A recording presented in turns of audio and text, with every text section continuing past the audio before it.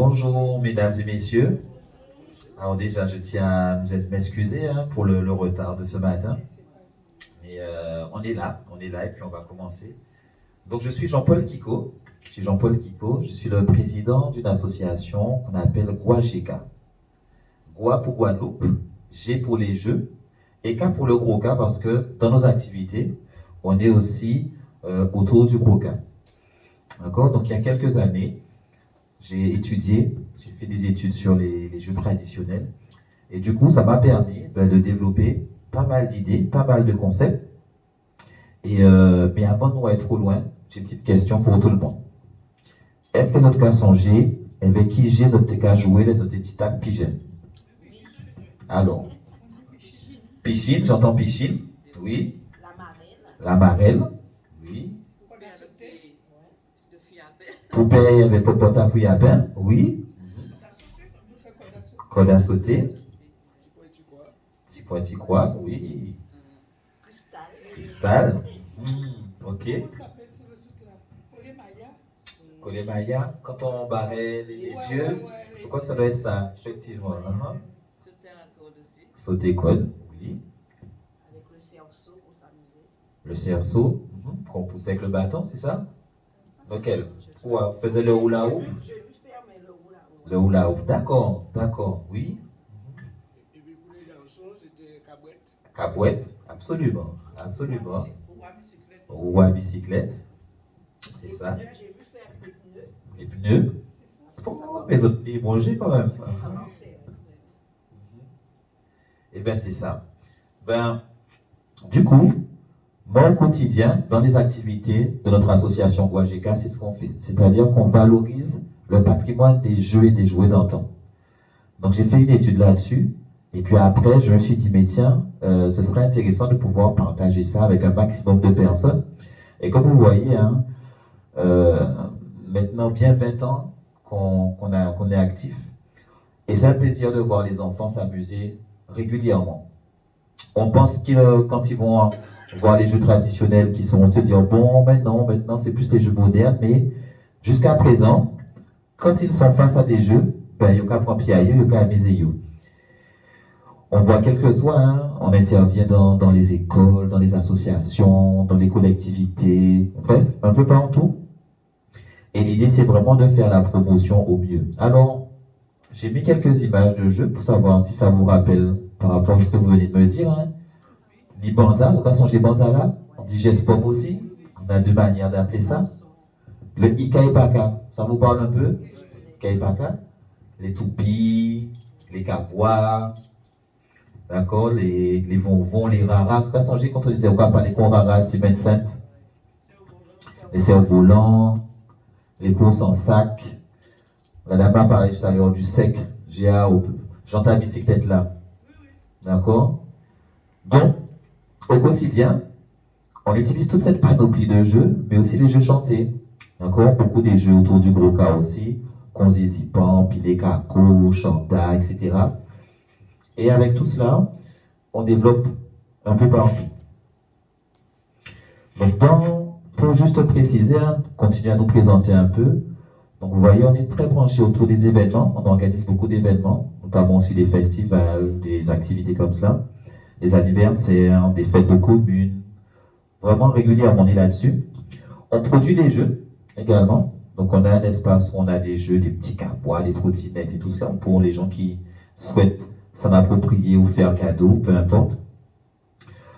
Beaucoup de formations également. Je forme les jeunes, je forme les adultes, vraiment sur cette dynamique des jeux. Et depuis quelques années, on est très branché aussi sur l'extérieur. C'est-à-dire qu'on a créé une fédération caribéenne avec les amis de la Dominique, Haïti, Martinique et au-delà aussi. Et beaucoup d'interventions, comme je disais, mais particulièrement, depuis à peu près plus d'une dizaine d'années, on a mis en place un concept justement qu'on appelle la jouet-thérapie. Mais c'est de ce dont on va parler ce matin. Donc comme je vous disais, j'ai fait une étude là-dessus. Il y a 20 ans, je finissais mes études j'ai fait une filière en sport, dans le sport, mais dans une spécialisation autour des jeux traditionnels. Après, j'ai travaillé en milieu médical, dans le médico-social, notamment à la LEFPA, à Bouillante. Et c'est là où les choses ont commencé un peu à assez éclairé, on va dire, pour moi, pour proposer ce concept aujourd'hui.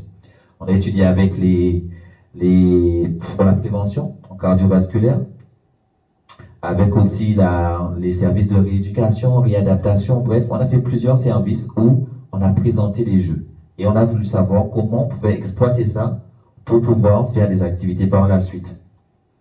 Du coup, donc j'ai formé des infirmiers, des ergothérapeutes, des kinés, des psychomotriciens, vous voyez un peu, des orthophonistes, des psychologues. Comme ils ne connaissaient pas forcément toujours les jeux, donc on a une première approche, on leur a présenté quels sont nos jeux d'antan. Et sur cette base-là, on a décortiqué aussi, dans nos jeux, qu'est-ce qu'on faisait concrètement, quelle action qu'on faisait. Là, on a joué cristal, qu'est-ce a passé? On a utilisé doigtard. On parle de motricité fine. Quand là, on a joué cerf-volant, c'est encore autre chose. Là, on a joué végespom là. Chaque jeu avait justement une spécificité. Donc, c'est pourquoi on a décliné, vous voyez, les jeux de lancer, les jeux de déplacement. Quand on fait de la course en sac, par exemple, c'est dans les jeux de déplacement, les jeux de motricité fine, les jeux de force. Bref, il y a plusieurs catégories de jeux. Et c'est ce qui rend le truc intéressant, c'est que dans notre panoplie de jeux traditionnels, quand on rentre dans le détail, on voit que c'est une richesse pas possible. Et plus ça va, plus il y a des choses à découvrir, mais surtout, plus il y a des choses à exploiter pour que ça puisse servir. Des jeux de guidage, des jeux de groupe, des jeux de précision, bref, plusieurs types de jeux. Et du coup, ça nous a permis aussi, surtout, de faire plusieurs types d'interventions. Donc, on intervient dans les hôpitaux, dans les EHPAD, dans les instituts médico-éducatifs, dans les masses, bref, avec les associations. On intervient vraiment avec tous les types d'organisations pour pouvoir déjà présenter les jeux, les animations des jeux, mais aussi comment on peut les utiliser pour que ça puisse servir. Donc on a une approche à la fois culturelle, médico-sociale, une approche aussi sociale des jeux, une approche éducative, sportive, pédagogique, artistique, musicale, mais on est aussi dans la prévention et dans la rééducation.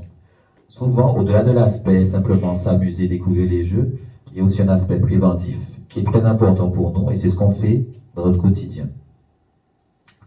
Donc, on arrive sur notre concept de jouet-thérapie. Vous voyez, volontairement, hein, l'écriture était fondamentale pour nous. Nous mettons en créole J-W-E-T-E-R-A-P-I parce que c'est un concept natif Guadeloupe.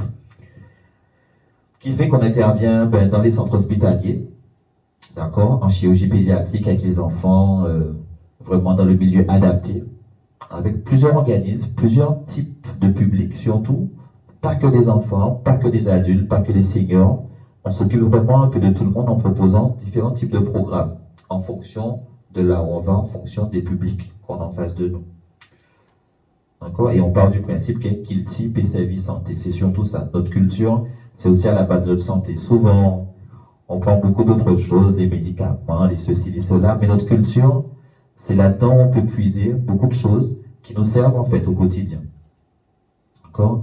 Et puis l'avantage qu'il y a dans nos jeux, c'est qu'il y a un côté aussi intergénérationnel. Les mamies peuvent jouer avec les petits-enfants, les parents peuvent jouer avec les mamies ou les petits-enfants, peu importe, et ça crée du lien.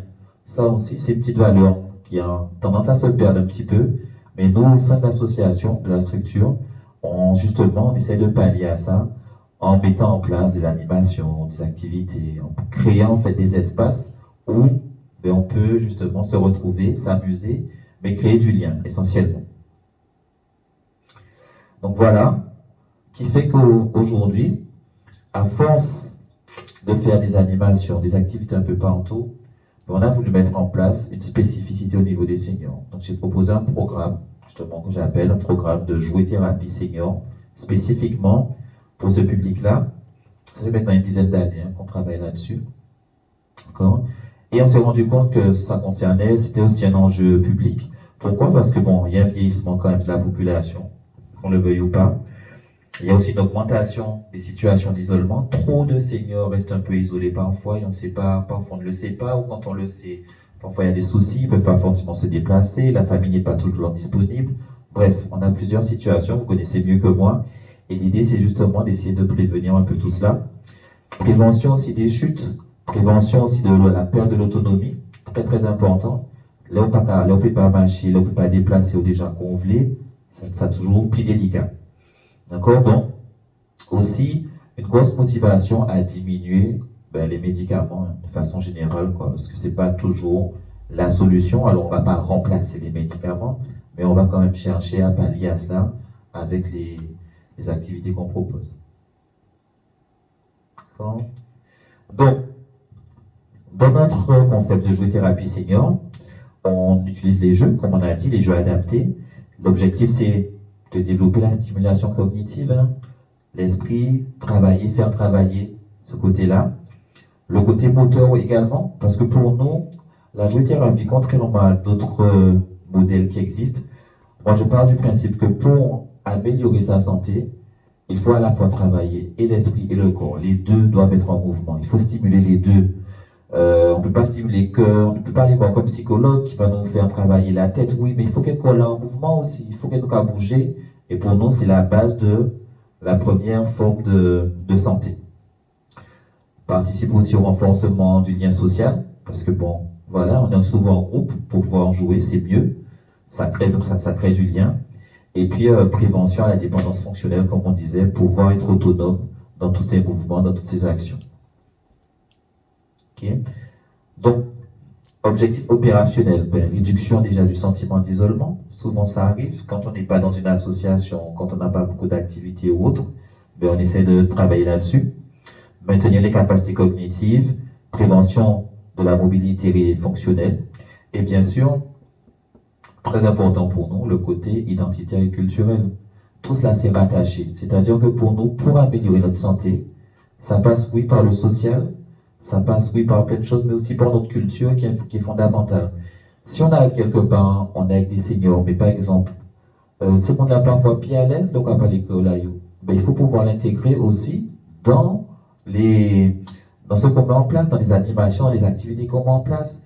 On est obligé de faire avec aussi notre culture autour de nous, et ça, c'est fondamental.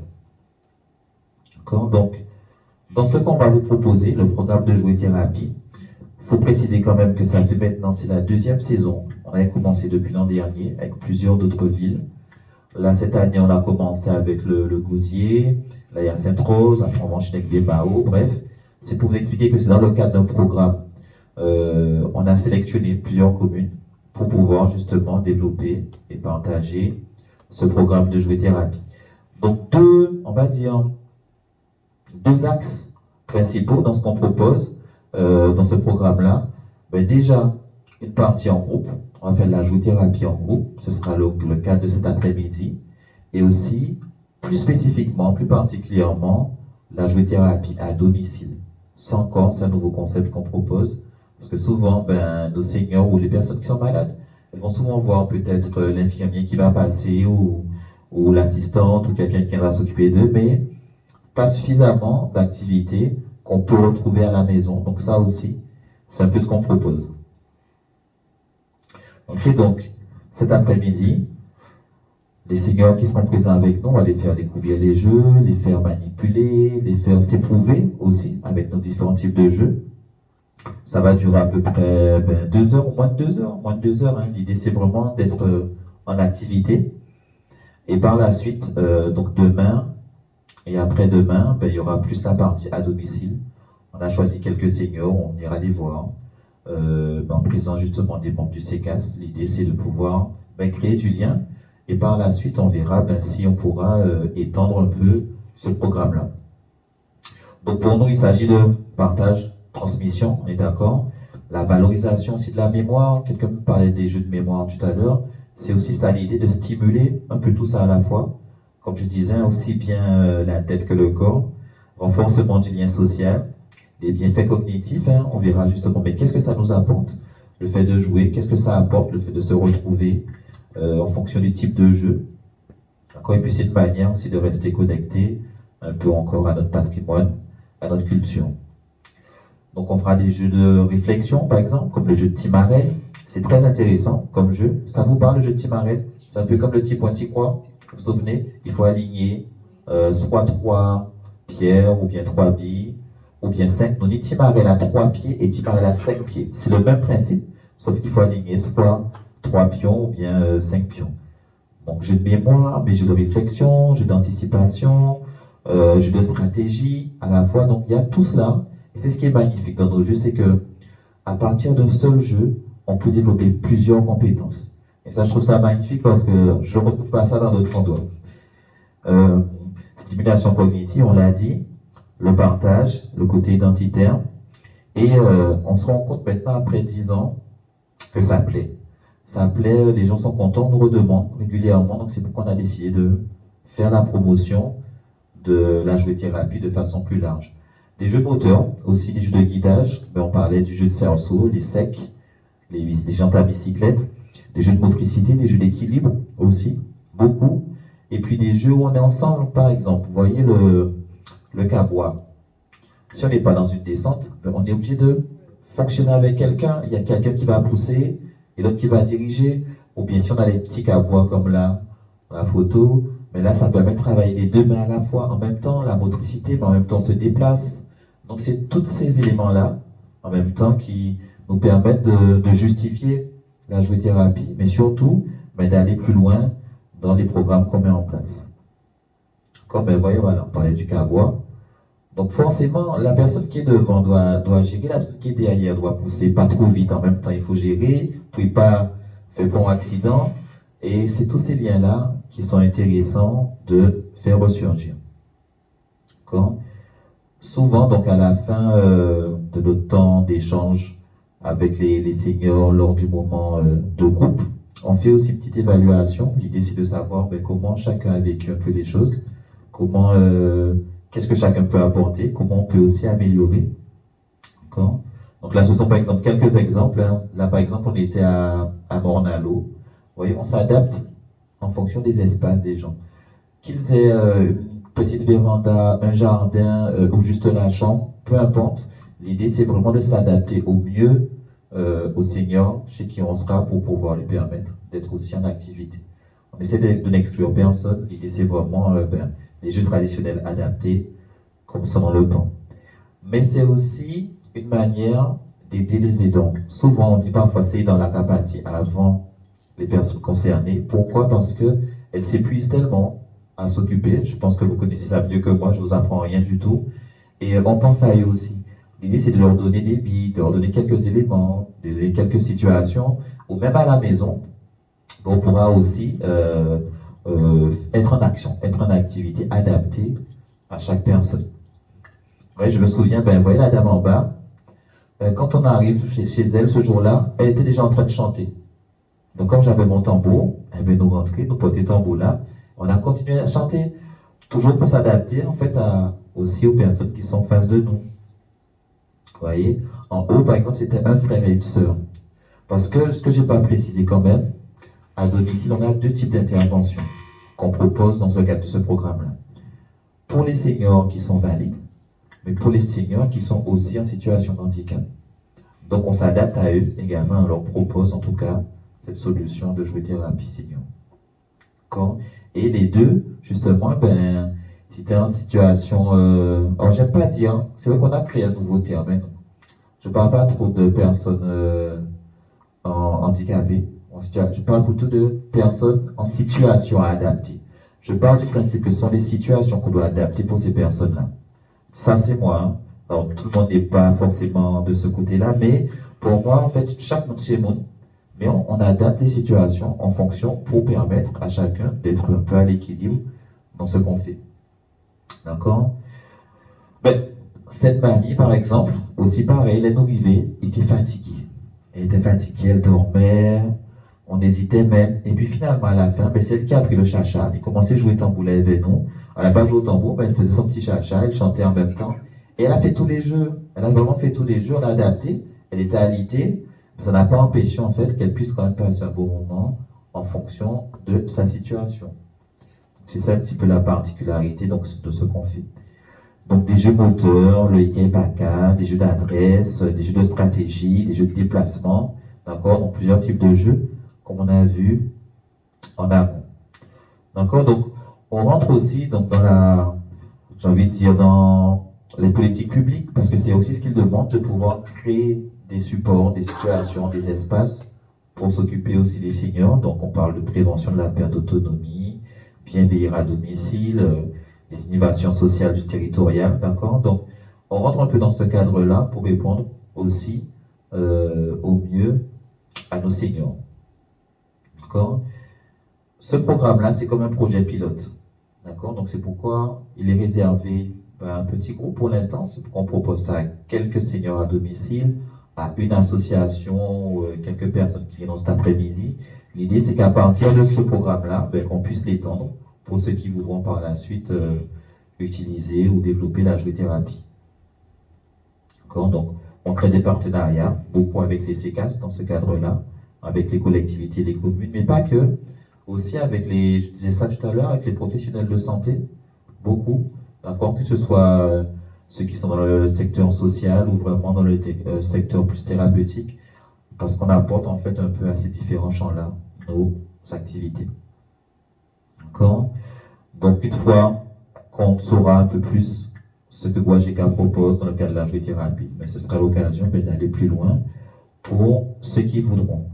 D'accord? Donc, je vais finir en disant que voilà, la culture, c'est comme un levier structuré de la santé publique, un dispositif innovant, c'est sûr, et que les jeux traditionnels, ce sont des ressources quand même qui sont très intéressantes à plusieurs niveaux. Comme je disais en amont, on a plusieurs types de jeux, on a des jeux chantés, des jeux de déplacement, des jeux moteurs, des jeux de motricité fine, bref. Et avec cela, quand on décortique vraiment tous les jeux qu'on a, on se rend compte qu'on peut vraiment travailler à plusieurs niveaux pour résoudre certaines situations qu'on connaît.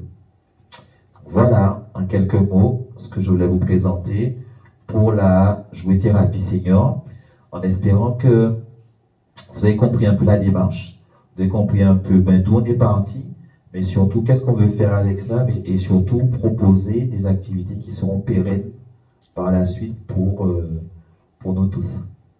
Voilà, je vous remercie. Je ne sais pas s'il y a des questions, si vous souhaitez avoir un peu plus d'informations. J'étais un petit peu vite pour rattraper le retard de ce matin. En tout cas, je reste à votre disposition. Alors, pour savoir aussi, lorsqu'on aura fini le tour avec les différentes communes sur la jouet-thérapie senior, je remettrai au CECAS un ouvrage qu'on est en train de faire spécialement sur la jouet-thérapie senior. L'idée, c'est pouvoir aider les aidants, justement, mais pas que, toutes les personnes, les petits-enfants, les parents, peu importe, avec un guide. C'est la première fois qu'on a mis en place un guide de jouet-thérapie senior. L'idée, c'est que on est là dans une semaine, mais qu'est-ce qu'on peut faire? Voilà, en utilisant tel jeu, on peut travailler telle partie. Avec ce qu'il y a autour de la maison, on peut s'adapter et proposer certaines activités qui seront intéressantes pour nos seniors, par exemple. D'accord? Donc c'est un peu cela. Est-ce qu'il y a des questions?